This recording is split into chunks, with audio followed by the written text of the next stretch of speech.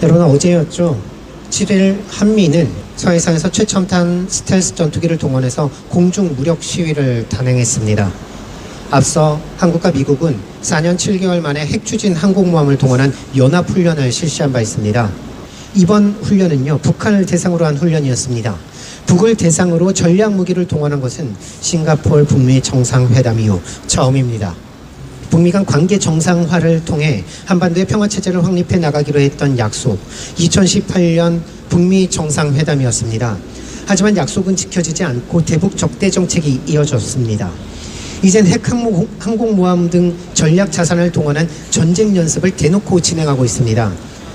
그리고 7일 F-35A 등 최첨단 스텔스 전투기를 동원한 한미 연합훈련이 서해상에서 진행됨과 동시에 주일 미군과 일본의 항공자위대가 동해상에서 합동훈련을 실시했습니다.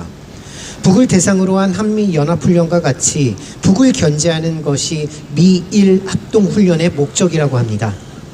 점점 고조되고 있는 한반도의 군사적 긴장 속에서 이를 위한 해결책이라고 한미일이 함께 모여 안보 협력을 강화해 나가기로 발표했습니다. 오늘 서울 외교부 청사에서 한국의 조현동 외교부 1차관, 웬디 셔먼 미 국무부 부장관, 모리다 테오이 일본 외무성 사무차관이 모여 공동 언론 발표를 통해 북한에 대응한 한미일 공조의 중요성과 안보 협력 강화를 이야기했습니다. 계속되는 대북 적대와 강경책, 연합훈련으로 긴장을 조성하고 긴장 상태를 해결하기 위해 한미일 안보 협력을 강화하겠다는 게 해결책이라니 문제를 계속 쌓아나가고 있는 형국입니다. 이종섭 국방장관은요, 10일부터 12일까지 싱가포르에서 열리는 샹그릴라 대화에 참가합니다. 여기에서 한미일 3자 회담이 진행될 것이라고 하는데요. 한미동맹에 매달려 미국이 시키는 일이라면 뭐든지 앞장서서 달려들고 있는 윤석열 정부의 행보, 이미 일본과의 군사협력을 향하고 있는 것 같습니다. 하지만 국민들은 과거사에 대한 반성 없는 일본과의 군사협력은 절대 있을 수 없다고 합니다.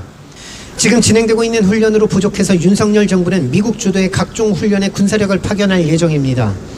미국은 29일부터 세계 최대 규모 해상훈련인 민팩 훈련을 실시합니다. 이번 훈련에 한국도 역대 가장 많은 전력을 동원해서 참가한다고 합니다. 이번 민팩 훈련은 자유롭고 개방된 인도태평양을 위해 작전을 수행하는 것인데요. 자유롭고 개방된 인도태평양은 최근 미국이 주도하는 군사훈련에 늘 따라붙는 수식어입니다. 바로 중국을 압박하기 위한 훈련이라는 뜻이죠. 8월 중순에는 호주에서 진행되는 피치블랙 훈련에도 참가합니다. 이렇게 미국을 따라다니며 각종 군사훈련에 가담하면서 우리가 얻는 이익은 무엇입니까? 주변국과의 관계는 단절되고 군사적 긴장만 조성될 것입니다.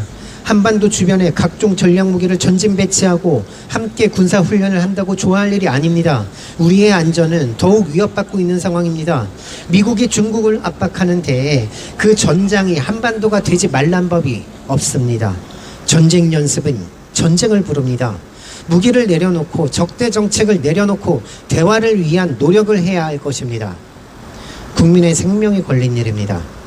미국만 보고 전장으로 달려가는 윤석열 정부의 폭주, 이젠 멈춰야 합니다. 우리가 직접 돌려 세워야 할 것 같습니다.